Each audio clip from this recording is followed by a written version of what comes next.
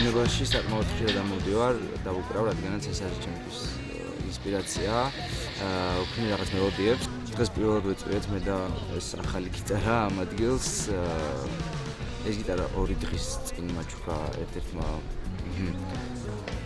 უშევად კი ვარ დავარქვა თუ უბრალოდ კარგი ადამიანი, არ ვიცი, მაჩუქა იმიტომ რომ ძალიან მოეწონა ჩემი გამოსვლა და ლევან მაკაცარია იყო ეს ადამიანი, ძალიან მადლობას ვუხდი მას და რა ვიცი, მე და იკვე ჩემი გიტარა, მედია ბევრ წარმატებას მივაღწევთ ერთად.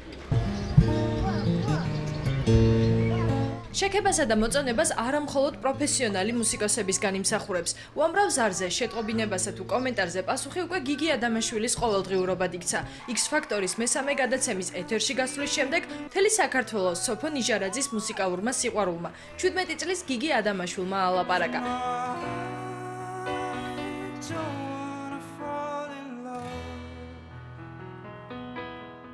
კრის აიზეკის Wicked Game მისი შესრულებით ერთნაირად გახდა მაყურებლისა და ჟიურის ფავორიტი.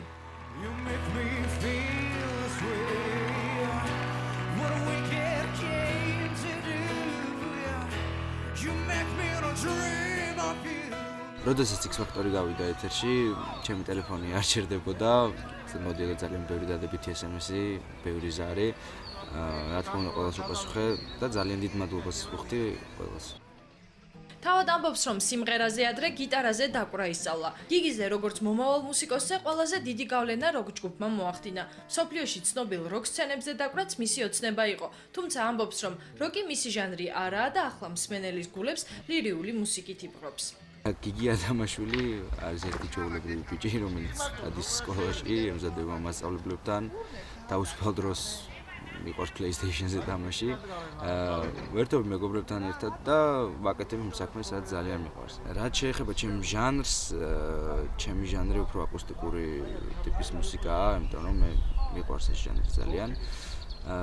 გიჟები ბლუზზე და აუცილებლად სიამოვნებით ჩავასრულებდი შემდეგ ტურებში. When the rain is blowing in your face, and the whole world is on your case. სანამ გიგი ქართულ X-Factor-ში გამოჩნდებოდა, მუსიკალურ შოუში მონაწილეობის გამოცდილება ამავე პროექტის უკრაინულ ანალოგში მიიღო. სოციალური ქსელის საშუალებით შეიტყო, რომ ეძებდნენ ნიჭიერ შემსრულებლებს უკრაინული X-Factor-ისთვის. ფრეკასტინგზე მისულს, მის შესაფასებლად ჟიურის ერთ-ერთი წევრი ნინო ქათამაძე დახვდა. გიგიმ შესარჩევი ტური წარმატებით გაიარა და უკრაინაში X-Factor-ის ჟიურისა და აუდიტორიის წინაშე აღმოჩნდა. უკრაინული X-Factor-ი იყო ძალიან რთული, იმიტომ რომ ჩვენ ღამე გვიწევდა ფაქტიურად მეცადი. ეს იყო, ღამე გვეუბნებოდნენ ღამის 4 საათი დაახლოებით, რომ და ეს ლისტია, აიღე სიმღერა, ისწავლე და ხვალ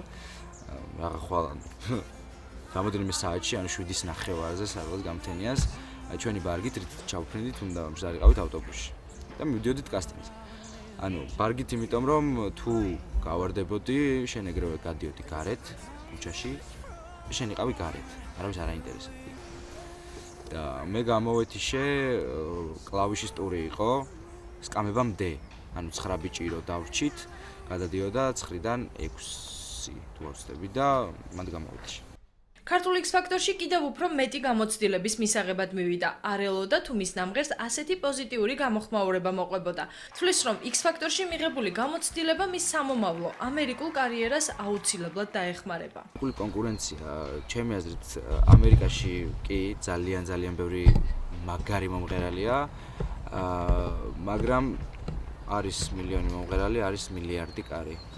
ყველას თავისი მსმენელი ყავს. მეც ჩემს მსმენელთან ერთად სიამოვნებით, ეს იქნება 1000 კაცი თუ 10 კაცი არ აქვს მაგას მნიშვნელობა. მთავარია მსმენელი. ვისთან ერთად ჩაწერდი დუეტს?